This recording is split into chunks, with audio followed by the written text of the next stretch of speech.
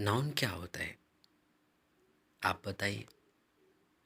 आपने पढ़ा होगा कि किसी व्यक्ति, वस्तु, स्थान या भाव के नाम को संज्ञा कहते हैं। Noun is the name of a person, place, animal और थिंग।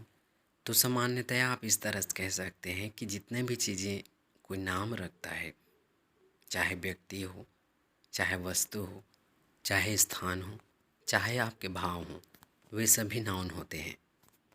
तो ये रहा अकॉर्डिंग टू योर डेफिनेशन।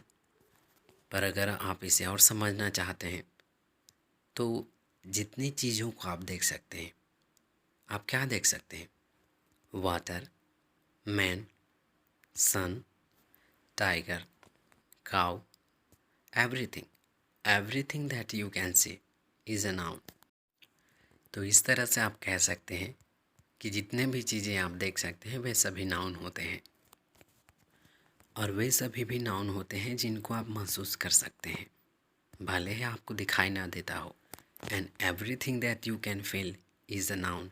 ये सभी आपके भाव होते हैं जो आपके अंदर स्थायी होते हैं, और आपने स्थायी भाव के बारे में पढ़ा ही होगा।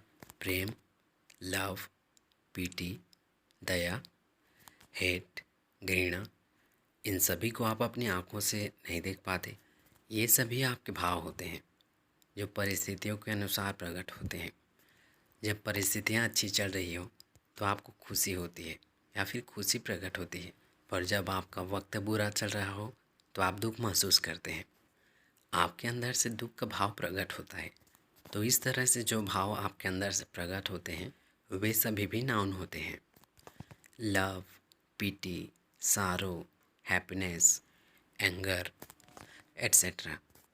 आप फैथ, एयर, बिलीव, ऑनेस्टी, इन सभी को आप अपनी आँखों से नहीं देख पाते, पर जब इसे काम में लाया जाता है तो आप उस आधार पर बताते हैं कि उसकी ईमानदारी कितनी है, उसका विश्वास कितना है। हवा को आप नहीं देखते, पर उसके कामों से आप महसूस करते हैं कि उसकी उपस्थिति है। तो फाइनली आप कह सकते हैं कि जितने भी चीज़ें जिन्हें आप महसूस कर सकते हैं वे सभी भी नाउन होते हैं। और अंत में आप ये कॉन्सेप्ट भी सुन लीजिए। Everything that exist in the present time or everything that existed in the past time is a noun।